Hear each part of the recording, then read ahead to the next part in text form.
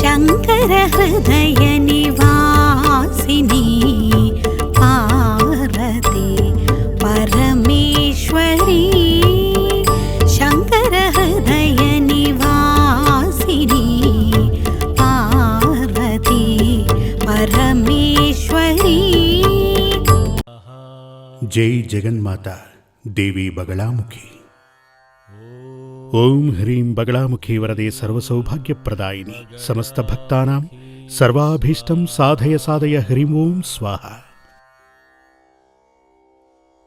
మనకు పునర్జన్మ అనేది ఉంది అన్న విషయాన్ని వేదశాస్త్రాలు చెప్తున్నాయి.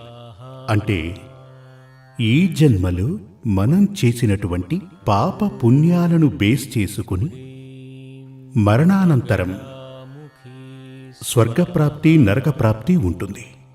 అంటే పుణ్యం చేసిన ఆత్మ ఉంటే ఆ ఆత్మకి మరణానంతరం స్వర్గప్రాప్తి ఉంటుంది. పాపం చేసినటువంటి ఆత్మకు పాపం చేసిన ఆత్మ అంటే ఆ మనిషి మరణించిన తరువాత నరక ప్రాప్తి కలుగుతుంది. కానీ స్వర్గానికి చేరిన ఆత్మలు కొంతకాలం వరకే అక్కడ ఉండటం జరుగుతుంది. అటు తరువాత ఆ ఆత్మలు మళ్లీ ఈ భూమి మీదకి పునర్జన్మనొందుతాయి. భూమి మీద సుఖభోగాలు అనుభవించి సంతోషంగా బ్రతికిన చాలామంది మనకు తెలుసు కదా. సకల సౌభాగ్యాలతో బ్రతికిన మనుషులు వీళ్ళందరూ కూడా స్వర్గం నుంచి వచ్చి భూమి మీద పుట్టిన ఆత్మలు. మహా కష్టనష్టాలు అనుభవించిన ఆత్మలు కూడా మనకు తెలుసు, మనుషులు తెలుసు కదా. పుట్టిన దగ్గరి నుంచి దారిద్ర్యం, రోగం, అనాథ జీవనం, ఇటువంటి కష్టనష్టాలు అనుభవిస్తున్నటువంటి వ్యక్తులు కూడా మనకు తెలుసు. వీళ్ళు నరకం నుంచి భూమి మీదకు వచ్చి జన్మించిన ఆత్మలు. ఇలా స్వర్గం నుంచి భూమి మీదకు వచ్చి జన్మించిన ఆత్మలకు కూడా, అలాగే నరకం నుంచి భూమి మీదకు వచ్చి జన్మించిన ఆత్మలకు కూడా సుఖదుఖాలు ఉంటాయి. అది వాళ్లకు సంబంధించిన వారు గతంలో చేసిన పాపపుణ్యాలను అనుసరించే ఇక్కడ సుఖాన్నో దుఃఖాన్నో అనుభవించి తీరాలి. ఇద్దరికీ కూడా సుఖదుఖాలు ఉంటాయి. ఇప్పుడు చూడండి, పెద్ద భవంతిలో నివసించేవాడికి సుఖము, అందులోనూ దుఃఖం కూడా ఉంటుంది కదా. గుడిసెలో జీవించే వాడికి కూడా అక్కడ సుఖం అంటూ ఉంటుంది, అక్కడ అతనికి దుఃఖం ఉంటుంది. అంటే స్వర్గం నుంచి వచ్చి పునర్జన్మ పొందినటువంటి ఆత్మ అయినా కూడా, నరకం నుంచి వచ్చి పునర్జన్మెత్తిన ఆత్మ అయినప్పటికీ సుఖమో దుఃఖమో ఇక్కడ అనుభవించి తీరాలి. ఈ సుఖ దుఃఖాలు ఎప్పుడు వస్తాయి అంటే, చెప్పాలంటే మనం జన్మిస్తున్నప్పుడు పాప పుణ్యాలు రెండూ కూడా. ఇప్పుడు దుకాణాలకు వెళ్తే మనం ఏదైనా కొనాలి అనుకున్నప్పుడు త్రాసులో తూచి మరీ ఇస్తూ ఉంటారు కదా. ఇప్పుడు ఒకవైపు కిలో రాయిని, మరోవైపు ధాన్యాన్ని పెట్టిస్తుంటారు కదా. అందులో ఆ త్రాసులో సమానంగా ఉండాలి. ఆ నీడిల్ ఇలా ఉంటుంది, ఇలా ఉంటే కరెక్ట్గా ఉన్నట్టు. ఒకవైపు ఒరిగింది అంటే ఆ తూకం సరైంది కాదు. అదేవిధంగా ఆ ఈశ్వరుడు మనకు జన్మని ఇచ్చినప్పుడు, మనం జన్మిస్తున్నప్పుడు పాపపుణ్యాలు సమానంగానే ఉంటాయి. దీనిని పలువురి దగ్గర పరమేశ్వరుడు అడుగుతాడు, నీకు పాపపుణ్యాలు ఉన్నాయి కదా, నువ్వు పాపాన్ని అనుభవిస్తావా లేక పుణ్యాన్ని అనుభవిస్తావా, పాప ఫలాన్ని అనుభవిస్తావా పుణ్యఫలాన్ని అనుభవిస్తావా అని అడగటం జరుగుతుంది. ఇదే విధంగా పలు రకాల ఆత్మల వద్ద ఈశ్వరుడు అడిగి తనకు ఇష్టానుసారంగా జన్మలను అందించిన విధానం మనకు మహాభారతంలో కనబడుతుంది. ఇప్పుడు ఒకతను నాకు ముందుగా పుణ్యఫలము అనుభవించాలని ఉంది అని అడిగినప్పుడు తనకు ఆ జీవితం లభిస్తుంది. అది తన జాతకం చూస్తే తెలుస్తుంది. తన జాతకంలో శుభగ్రహాలు పరిభ్రమిస్తూ ఉంటాయి. శుభగ్రహాల పరిభ్రమణం, వీటి గురించి మనందరం వినే ఉంటాం. ఒకరికి 40 ఏళ్ల వరకు రాజయోగం, తర్వాత దరిద్రకాలం. దాని అర్థం ఏమిటంటే ఆరంభకాలంలో అతను చేసినటువంటి పుణ్యఫలం అనుభవించాలి. అతనికి సకల విధాల సంతోషాలు, సుఖం తనకు లభిస్తాయి, సకల ఐశ్వర్యాలు లభిస్తాయి. మనకు ఈ భూమి మీద ఏం కావాలి? మంచి జీవితం, మంచి ఇల్లు కావాలి, మంచి వాహనాలు కావాలి, ప్రేమానురాగాలతో జీవనం సాగించే భర్త కావాలి, భార్య కావాలి, అందం, తెలివితేటలు, బుద్ధి ఉన్నటువంటి పిల్లలు కావాలి. డబ్బు, కష్టపడకుండా డబ్బు సమకూరాలి, అన్ని భాగ్యాలు కలగాలి కదా ఈ భూమి మీద మనకు. ఇటువంటి సకల యోగాలు అతన్ని వెతుక్కుంటూ వస్తాయి. లేదు అంటే అటువంటి యోగాలన్నీ ఉన్నటువంటి ఓ కుటుంబంలో, అటువంటి యోగాలు ఉన్నటువంటి ఓ వ్యక్తికి, పురుషుడికి కొడుకుగాను కూతురుగాను పుట్టడం జరుగుతుంది. ఎందుకని? పోయిన జన్మలో చేసినటువంటి పుణ్యఫలం. ఇటువంటి పుణ్యాత్మలు కూడా కొంతకాలం గడిచాక కష్టాలు అనుభవిస్తాయి, కష్ట నష్టాలను చవిచూడటం జరుగుతుంది. ఆ సమయంలో అతనికి పాపగ్రహాలు తిరుగుతుంటాయి. రాహువు, కేతువు, శని ఇటువంటి పాపగ్రహాలు అతని జీవితంలో తిరుగుతూ ఉంటాయి. పాపగ్రహాల దశాకాలంలో కష్టనష్టాలు ఉండడంతో పాటు శుభగ్రహాల దశకాలంలో మంచి జరగటానికి కారణం ఏమిటి అంటే ఇతను గత జన్మలో చేసినటువంటి పాపపుణ్యాల ఫలమే. కానీ ఈ జీవితంలో మనకి పోయిన జన్మలో మనం అధికంగా పాపాన్ని చేశామా, అధికంగా పుణ్యాన్ని చేసున్నామా? ఈ విషయాలన్నీ పుణ్యఫలం వస్తే మనందరికీ సంతోషమేగా. అందరూ ఇటువంటివి నమ్ముతారు. సుఖాలు, సంతోషం, ధనం ఇది ఎలా వచ్చినా మనందరికీ సంతోషమే. కానీ దుఃఖం రాకూడదు కదా. కానీ ఈ దుఃఖం ఎప్పుడు మన జీవితంలోకి వస్తుంది? అది రాకుండా నివారించడానికి మనం ఏం చెయ్యాలి? ఇప్పుడు ఒక ఆచార్యుని వద్దకు వెళ్ళి మనం అడగగలం, అంతేగా. అందుకనే జీవితంలో ఎప్పుడూ కూడా మనకొక ఆచార్యుని అవసరం ఉంది, మార్గదర్శకుని అవసరం ఉంది. మనం ఒక వాహనంలో వెళుతున్నప్పుడు ఒక డ్రైవరే ఆ వాహనాన్ని నడుపుతుంటాడు. బస్సుల్లోనూ రైళ్లలోనూ వెళుతుంటాం, ఫ్లైట్లో వెళుతుంటాం. అక్కడ ఒక వ్యక్తి మనల్ని కంట్రోల్ చేసుకుంటూ తీసుకువెళతాడు. అతను ధర్మబద్ధుడు అయ్యుండకపోతే మన పరిస్థితి ఏంటి? మనకు ప్రమాదం కదా. అతను ధర్మబద్ధుడే అయితే సకల ఆపదల నుండి మనందర్నీ కాపాడి లక్ష్యానికి చేరుస్తాడు. అదేవిధంగా మన జీవితంలో ఉన్నటువంటి కర్మ ఫలాలను మనకు సంతోషమా లేక దుఃఖమా ఏది రాబోతోందో ముందే తెలుసుకుని సంతోషమే వచ్చే ఛాన్స్ ఉంటే అది సంపూర్ణంగా మనకు లభించి తీరాలి, పూర్తిగా లభించాలి. కొందరి జాతకానుసారం ఈ లగ్నానికి 4వ స్థానానికి ఓ సంబంధం ఉంటుంది. ఈ రాజకీయ నాయకులందరూ కూడా లగ్నానికి 4వ స్థానానికి సత్సంబంధం ఉంటేనే వాళ్ళు రాజకీయంలో రాణించగలరు. అంటే లగ్నానికి 4వ స్థానానికి సత్సంబంధం కలిసి రావాలి. కనుక ముహూర్త బలానికి ఈ వ్యక్తికి చక్కటి సంబంధం ఉంటేనే కదా అతను గొప్పవాడు కాగలడు. కొందరి జాతకానుసారం అతనికి ప్రైమ్ మినిస్టర్ అయ్యే యోగం ఉంటుంది, కానీ అతను ఎమ్మెల్యేగా ఉండిపోతాడు. చూసారా, అతనికి సంపూర్ణం కాలేదు.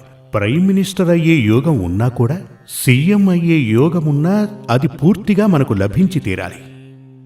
నాకు అర్హత కలిగినది నాకెందుకు లభించదు? దీనికి కారణం గత జన్మలో చేసినటువంటి పాపాలు శాపాలై పరిణమించాయని అర్థం, అడ్డంకులున్నాయని అర్థం. ఉదాహరణకు కత్రి సమయాన తీసుకోండి. సూర్యుడు భయంకరమైన వేడి నిప్పులను చిమ్ముతూ ఉంటాడు. ఆ వేడి తప్పకుండా మనల్ని తాకాలి. కానీ ఒక మేఘం ఆ సూర్యుణ్ణి కమ్ముకుంటే ఏమవుతుంది? సూర్యుని వేడి మనల్ని తాకదు, కానీ పగటిపూట సూర్యుడు ఉండి తీరాలి. దారిలో వెళ్ళటానికి మనకు టార్చ్ అక్కర్లేదు, వెలుగెలాగూ ఉంటుంది. కానీ అది కాదు, కత్రి సమయంలో భయంకరమైన వేడి కలిగిన సూర్యుని కిరణాలు వచ్చి మనల్ని తాకాలి. దానికేం కావాలి?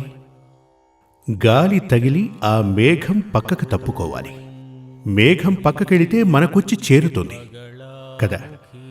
ఇప్పుడు అదేవిధంగా ఆర్టిఫిషియల్గా వచ్చినటువంటి గాలి ఆ మేఘాన్ని తరిమేసినట్లుగా మన జీవితంలో ఉన్నటువంటి అడ్డంకులు తొలగి జీవితంలో మనకు అర్హత ఉన్నటువంటి, అవకాశం ఉన్నటువంటి రాజయోగం జాతకంలో ఉంటే అది సంపూర్ణంగా మనకు చేరాలి, మనం అనుభవించి తీరాలి. అదేవిధంగా మీకు మీ జాతకంలో ఇలాంటి యోగాలున్నాయి. అవి మీకు లభించకపోవటానికి కారణాలు ఇవి. వాటిని తప్పిస్తే ఇవి మీకు లభిస్తాయి. అలా వివరంగా చెప్పాలంటే జ్యోతిష్శాస్త్రం తెలిసిన ఆచార్యుడు మీకు లభించాలి కదా. లేకపోతే ఎలా చెప్పగలడు? రామాయణం చదివితే చెప్పగలడా? భారతం చదివితే చెప్పగలడా? భాగవతం చదివితే చెప్పగలడా? అదేం కుదరదు. మీ యొక్క జాతకాన్ని చదివిన ఆచార్యుడు వారే ఇది చెప్పగలరు. కొన్ని ప్రమాదాలు వస్తూ ఉంటాయి. అవి వ్యక్తులకి వచ్చే అవకాశం ఉంది, గ్రామానికి వచ్చే అవకాశం ఉంది, దేశానికి కూడా వచ్చే అవకాశం ఉంటుంది. రాష్ట్రానికి, కుటుంబానికి ఏ ప్రమాదం వచ్చినా సరే వాటిని గుర్తించడానికి ఓ దారంటూ ఉంది. కానీ ఒక కుటుంబానికి రాబోయేది, ఒక రాష్ట్రానికి రాబోయేది, ఒక దేశానికి రాబోయేది అలా అంటే వాటి గురించి తెలియాలంటే జాతకం చూస్తే సరిపోదు, ప్రశ్న వేసి చూడాల్సి ఉంటుంది. అలా గనక చూస్తే ఏ ఏ దోషాలు రాబోతున్నాయి, ఆ దోషాలు రాకుండా ఉండటానికి ఏం చెయ్యాలి, అవి తెలుసుకుని అలా చేయవలసి ఉంటుంది. అలా గనక చేస్తే ఏమవుతుంది? ఆ దోషాల నుంచి మనకు విముక్తి లభిస్తుంది. కొంతమంది చెప్తూ ఉంటారు, కర్మఫలమే కదా, అనుభవించనివ్వండి అని. అది మూఢత్వం. ఇప్పుడు మీకొక వ్యాధి వచ్చింది అనుకోండి, హాస్పిటల్కు వెళ్ళి ట్రీట్మెంట్ చేసుకుంటే ఏమవుతుంది? త్వరగా ఆ వ్యాధి నయమై మీరు బయటకు వస్తారు కదా. ఒక వ్యాధి వచ్చినప్పుడు దానికి ట్రీట్మెంట్ చేసినట్లుగానే దోషాలు జాతకంలో ఉన్నాయి అంటే వాటికి తగిన పరిహారాలు చేయవలసి ఉంటుంది. ఆ పరిహారాలు చేస్తే గనక ఆ దోషాలు తొలగిపోతాయి. కానీ ఇక్కడ కూడా ఓ చిన్న విషయం ఉంది చూడండి. అదేమిటంటే, ఇప్పుడు ఒక వ్యక్తికి ఓ ఆచార్యుల వారు చెప్తారు, నీకు 18 ఏళ్ల వయసులో లేక 40 ఏళ్ల వయసులో ఒక ప్రమాదం అంటే యాక్సిడెంట్ జరగబోతోంది అని చెప్తారు. నేను ఉదాహరణ చెప్తున్నా. ఆచార్యుల వారు మీ జాతకాన్ని చదివి చెప్తారు, 40 ఏళ్ల వయసులో మీకు ఓ ప్రమాదం జరగబోతోంది, జాగ్రత్తగా ఉండండి అని. అప్పుడు అది రాకుండా ఉండటానికి ఏం చేయమంటారు స్వామి అని అడుగుతారు. అప్పుడు వారు వాటికి పరిహారాలు చెప్పి వాటిని మీతో చేయించి వాటిని పరిష్కరిస్తారు. 40 ఏళ్లు దాటి 41, 42 వచ్చిన తరువాత ప్రమాదమే జరగకపోతే అప్పుడు మీరు ఏమంటారు? అవునవును, ఆయన నన్ను మోసం చేశాడు, ఏదో పెద్ద ప్రమాదం రాబోతోంది అని చెప్పాడు, పెద్ద ఎత్తున డబ్బులు తీసుకున్నాడు, పూజలు చేశాడు, డ్రామా అలా అని చెప్తూ ఉంటారు కదా. ఒకవేళ అదే సమయంలో అంటే ప్రమాదం ఉందని ఆ ఆచార్యుడు మీకు చెప్పిన సమయానికి ఒక సైకిలు, ఒక 2 వీలరు వచ్చి మిమ్మల్ని గనక గుద్దుకొని చిన్నపాటి ఏదైనా గాయమై బ్లడ్ అంతా పోయిందనుకోండి, మెడికల్ షాపుకు వెళ్ళి ఓ టించర్ రాసుకుంటే అది పోతుంది. అవునవును, అప్పుడు స్వామివారు చెప్పారు, అలాగే జరిగింది అంటారు. అమ్మయ్య, దేవుడి దయ, పరిహారం చేసుకోవటం వల్ల తప్పించుకున్నామంటారు అంటారు కదా. అప్పుడు ఆ పూజకి కూడా ఓ విలువ ఉంటుంది, అలాగే ఆ ప్రవచనానికి కూడా విలువ ఉంటుంది కదా. ఇదే విధంగా పరిహారం చేయటం వల్ల ఏమవుతుందంటే, ఓ పెద్ద వర్షం వస్తోందనుకోండి, ఆ వర్షంలో మీకు తడవకుండా వెళ్ళటానికి ఓ గొడుగు అవసరమవుతుందిగా. పెద్ద వర్షం, ఆ వర్షంలో ఓ గొడుగు పట్టుకుని నడిస్తే మీ శరీరం తడవదు, పొడిగా ఉంటుంది కదా. అదేవిధంగా పరిహారం చేసినప్పుడు పెను ప్రమాదాలు రాకుండా మనల్ని మనం రక్షించుకోగలము. రోగాలు వచ్చినప్పుడు చికిత్స చేసినట్టుగాని దోషాలు ఉన్నాయి అని తెలిసినప్పుడు వాటికి పరిహారం చేస్తే, అంటే ఇవి 2 విధాలుగా ఉంటాయి. ఒకటి దోషం రాకుండా చేసే పరిహారం, మరొకటి దోషాలు వచ్చిన తరువాత వాటి నుంచి బయటపడటానికి చేసేటువంటి పరిహారం. వ్యాధి రాకముందు టీకాలవి వేస్తారు కదా, ఇక వ్యాధి వచ్చిన తరువాత చికిత్స వేరేలా ఉంటుంది. అదేవిధంగా దోషాలు రాకుండా ఉండటానికి పరిహారాలున్నాయి, దోషం వచ్చిన తరువాత దాని ఉపశమనానికి పరిహారాలున్నాయి. మనిషి అనే వాక్కుకి అర్థం మననం చేసేటువంటి వాడు, అంటే చింతించే హృదయాన్ని కలవాడని అర్థం. మనుషులుగా ఉన్నటువంటి మనం ఇదంతా కూడా మన కర్మఫలం అనుకుని చింతించకుండా ఉండటానికి భగవంతుడు మన జీవితానికి ఓ స్క్రిప్ట్ ఇచ్చాడు. ఇదంతా కూడా ఒక నాటకం అనే చెప్పాలి. జీవితం ఓ నాటకం. ఈ నాటకానికి సూత్రధారి ఈశ్వరుడు. ఆ ఈశ్వరుడు నడిపే నాటకం ఇది. ఈ నాటకంలో మనకు మన స్క్రిప్ట్ మన చేతికి ఇవ్వటం జరిగింది. ఇదివరకటి రోజుల్లో నాటకాలు అవి నడిచేవి. ఆ నాటకంలో చూడండి, డైరెక్టర్ వచ్చి ఒక్కొక్క నటి, నటుడు వీళ్ళందరికీ కూడా మీ డైలాగులు ఎలా ఉండాలి ఏంటని ఓ స్క్రిప్ట్ ఇస్తూ ఉంటాడు. దానిని చదివే వేదిక మీద వారు నటించవలసి ఉంటుంది. అదేవిధంగా మనం ఇక్కడ ఎలా జీవించాలి, ఏ విధంగా జీవిత గమనం సాగించాలి, అసలు ఏమేం చేయాలి, దీనికి గాను మనం పుట్టకముందే భగవంతుడు మన తలరాతని లిఖించడం జరిగింది. అదే మన స్క్రిప్ట్. దాని ఫోటో కాపీనే జాతకం. దానిని నేను మాత్రమే కాదు, మీరు చదవచ్చు. మీరు చదివితే ఎందరో మహానుభావులైనటువంటి ఆచార్యవర్యులు మన దేశంలో చాలా మంది ఉన్నారు. అటువంటి వారిని వెతుక్కుంటూ వెళ్ళండి. మీ జీవితంలో ఎప్పుడూ సంతోషమే ఉంటుంది, దుఃఖం దరిచేరదు. కరుణామయుడైన ఆ దేవుడు ఈశ్వరుడు మనకిది ఎందుకిచ్చారు అంటే, నీవు సమస్యలు లేకుండా జీవించాలని. నీ యొక్క పాప ఫలాలు నిన్ను తాకకుండా ఉండటానికి. దానికున్న ఒకే ఒక మార్గం ఇది. అందుకే ఈశ్వరుడు మనం పునర్జన్మనెత్తి వస్తున్న సమయంలో మనకు జీవితమనే స్క్రిప్ట్ని మన చేతిలో పెట్టి పంపారు. జై జగన్మాత దేవి బగళాముఖి. శ్రీ సూర్యమంగళం అద్వైత వేద విద్యాపీఠంలో తాంత్రిక పూజల్లో సిద్ధహస్తులైన ఎందరో ఆచార్యులు అమావాస్య, పౌర్ణమి రోజుల్లో ప్రత్యేక యాగాలు నిర్వహిస్తారు. ఈ యాగాల్లో పాల్గొనడం ద్వారా తల్లి శ్రీ బగళాముఖీదేవి అనుగ్రహం వల్ల సర్వదోషాలూ పోయి సకల సౌభాగ్యాలు మనకు కలుగుతాయి. శ్రీ సూర్యమంగళం అద్వైత వేద విద్యాపీఠం జ్యోతిష్యం, ప్రశ్నలు, వాస్తు, తాంత్రిక పూజలు మరియు వేదయాగాలు నిర్వహిస్తారు. సంప్రదించవలసిన నంబర్ 7305442299 7305442299. చెన్నై, కోయంబత్తూర్, బెంగళూరు, హైదరాబాద్, విజయవాడ, ఢిల్లీ, ముంబై, తిరునల్వేలి, టెక్సాస్.